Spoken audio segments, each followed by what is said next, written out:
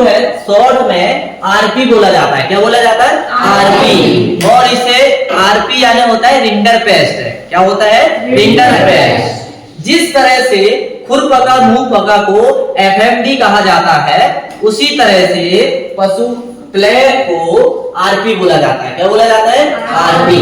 अब इसके सामान्य नाम देखो क्या है। पशु प्लेग के सामान्य नाम क्या क्या है? पोका, कोकनी, माता, शीतला आदि नामों से इसे जाना जाता है। आपको यहां से ही पता चल रहा है कि यदि ये रोग पशुओं में होता है तो क्या होता होगा। ठीक है, कुल मिलाकर आप सीधा कह सकते हैं कि पतला गोबर करने लगता है, लूज मोशन हो जाता है और बॉडी जो है धीरे धीरे यदि इलाज नहीं किया गया तो डिहाइड्रेट होने लगती है। तो ये अब हम देखने वाले हैं। अब देखते हैं क्या दिया। यह गो पशुओं, भैंसों, भेड़ों, बकरियों, सुअरों तथा अन्य जंगली रूमिनेंट्स में पाए जाने वाला सबसे घातक विषाणु रोग है। इस रोग में पशु का तापमान तेजी से बढ़ता है। मतलब इसमें भी क्या है, पशु को क्या होता है? बुखार आता है। मुंह, पेट एवं हाथों की श्लेष्मक झिल्ली से रक्त टपकने लगता है। मतलब मुंह में छाले हो जाते हैं और ये छाले की जो अंदर जो झिल्ली है ना पतली वाली, उससे कभी कभी ब्लड भी आने लगता है। यह रोग स्वस्थ पशु का बीमार पशु से संपर्क में आने पर होता है। स्वच्छता के कुछ ही वर्षों पहले इस बीमारी के प्रकोप से लगभग 40,000 पशु की मृत्यु हो गई थी। और 1954 में एक प्रोजेक्ट भी चलाया गया इस रोग को दूर करने के लिए। उसका नाम क्या था? Pilot project. क्या था? Pilot project. अब देखिए यहाँ पर ये सबसे पहले तो ये कैसे फैलता है, फैलने का तरीका क्या है। देखो इस रोग को फैलने का तरीका क्या है। देखो यहाँ देखो, बात नहीं पीछे, हम कुछ सीधे संपर्क से फैलता है। देखो पशु ऐसे संपर्क में आते हैं क्योंकि ये भी संक्रमित बीमारी है। संक्रमित बीमारी क्योंकि वायरस के कारण होती है। और जो भी वायरस के कारण बीमारी होती है उन सारी बीमारियों को संक्रमित बीमारी कहा जाता है। क्या कहा जाता है? संक्रमित बीमारी कहा जाता है।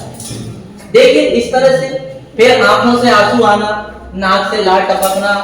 ये देखिए पशु कैसे मतलब कि अस्वस्थ हो गया, सुस्त हो गया, हमें अप्रसन्न दिखाई दे रहा है। दिखाई दे रहा है अप्रसन्न, आंख से पानी टपक रहा है, नाक से पानी सूख रहा है, टेम्परेचर बढ़ रहा है।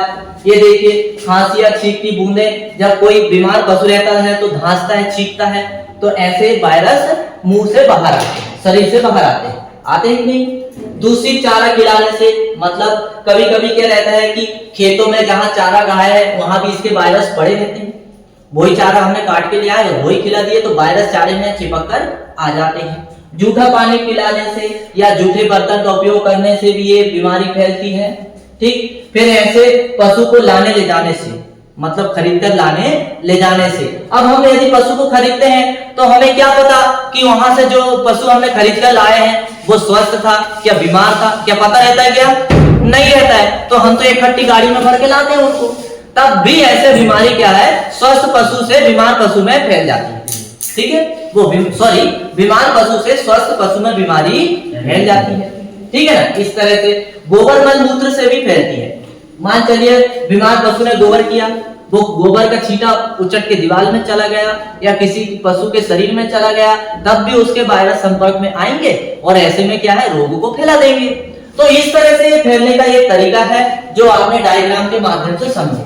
अब इसके बाद में यहाँ पर हम देखते हैं रोग का कारण। मतलब इसको फैलाता कौन है? इसको फैलाता है विषाणु। कौन फैलाता है? विषाणु। और उस विषाणु का नाम है पैरामिक्सोवायराइडी। क्या नाम है? पैरामिक्सोवायराइडी। कुल के मोरबिली वायरस, मतलब इस कुल का वायरस है और उस वायरस का नाम है मोरबिली वायरस। क्या नाम है? Morbilli virus. अब इस वायरस के देखो लक्षण क्या होते हैं। यदि ये पशु के शरीर में प्रवेश कर जाता है, बीमारी फैलाता है, तो क्या करता है? देखिए ये विषाणु प्राय लिम्फ एवं एपिथेलियल कोशिकाओं, अब ये लिम्फ और एपिथेलियल कोशिकाएं ये पशु के शरीर में पाए जाते हैं। ठीक है, पाए जाते हैं। मतलब ये वाली लिम्फ एवं एपिथेलियल कोशिकाओं में ये बहुत तेजी से फैलते हैं तथा रोग के अंतिम दिनों में ये विषाणु सफेद रक्त कोशिकाओं, जिसे क्या बोलते हैं? WBC, क्या बोलते हैं? WBC, है ना। हमारे शरीर में या पशु के शरीर में दो होती है ब्लड सेल्स, एक तो आरबीसी होती है और दूसरी WBC होती है। आरबीसी मतलब red blood cells, white blood cells, ठीक। तो इनमें ये जो है बहुत तेजी से फैलते हैं। बीमार पशुओं में यह विषाणु मुक्त लाल, आंख, नाक के स्राव, पेशाब तथा गोबर में अधिक मात्रा में पाए जाते हैं। मतलब बीमार पशु की जो आंख से मुंह से लाल टपकती है, आंख से आंसू, नाक बहना और जो इसके पेशाब और गोबर में बहुत अधिक संख्या में वायरस पाए जाते हैं, ठीक। अब इसके बाद में देखो लक्षण देखते हैं। यदि मान लीजिए पशु को ये बीमारी हो गई तो क्या लक्षण दिखाएगा? सबसे पहले तो पशु को बुखार आएगा। क्या होगा? सबसे पहले पशु को बुखार आएगा। और पशु को जब बुखार आएगा तो उसके शरीर का तापमान बढ़ेगा। तो उसके शरीर का तापमान जो है 40 डिग्री सेल्सियस से 41.1 डिग्री सेल्सियस तापमान हो जाता है, जबकि नॉर्मल तापमान 38 होता है। कितना होता है? 38 सेल्सियस। तो 38 से ये 40 से 41 तक पहुंच जाता है, मतलब बहुत तेजी से बुखार आ जाती है। पशु की आंखें लाल हो जाती है, पशु के नाक, आंख तथा मुंह से अत्यधिक पानी गिरता है, पशु में कब्ज होता है तथा पहले सूखा गाढ़ा गोबर करता है, फिर पतले पिचकारी की तरह दस्त निकलते हैं जो बदबूदार तथा रक्त युक्त होते हैं। मतलब पतला मल करने लगता है, उसमें ब्लड भी आने लगता है। ये बीमारी के लक्षण है। फिर कभी कभी अत्यधिक दस्त होने से, मतलब बार बार गोबर करने से मलाशय बाहर आ जाता है, जिससे पशु को काफी मुसीबत का सामना करना पड़ता है। मलाशय मतलब जहां से गोबर बाहर आता है, ठीक है। अब मुंह में देखो क्या लक्षण दिखाई देते हैं। मुंह की श्लेष्मक झिल्ली, मतलब ये मुंह के अंदर जो पतली झिल्ली ना हमारे मुंह के अंदर, ऐसे ही पशु के अंदर भी होती है, उसे श्लेष्मक झिल्ली कहा जाता है। इसमें क्या होता है? भूरे रंग के दाने बन जाते हैं, मतलब छाले आ जाते हैं। मतलब क्या होता है? छाले आ जाते हैं। जीभ के नीचे गोल छाले बन जाते हैं, और जीभ के नीचे भी क्या होते हैं? गोल छाले बन जाते हैं। श्लेष्मक त्वचा पर अल्सर भी बन जाते हैं। पशु कमजोर होकर 4 से 8 दिन तक ही जीवित रह पाता है। इस बीमारी की मृत्यु दर पहाड़ी क्षेत्रों की विदेशी नस्लों की गायों में यह बीमारी का प्रकोप सबसे अधिक होता है। और कितनी मृत्यु दर है? देखिए 80 से 100%। कितनी है? 80 से 100%। जबकि भारतीय पशु या मैदानी भाग में जो पशु पाले जाते हैं, जो देसी पशु होते हैं, उनमें केवल और केवल मृत्यु दर 20 से 40% ही है। कितनी है? 20 से 40% ही है। तो क्या ये लक्षण समझ में आए? रोग की पहचान तो हमने देखा ही है। रोग की पहचान कैसे करेंगे? मुंह से लार गिरना, मुख गुहा की श्लेष्मक झिल्ली पर दानों का पाया जाना, जीभ के नीचे गोल छाले बनना आदि लक्षण इस बीमारी की क्या है? पहचान है, ठीक। फिर इसके बाद में एक बहुत अच्छी पहचान है, मुख्य पहचान बोला जाता है इसको, इस रोग की। वो क्या है?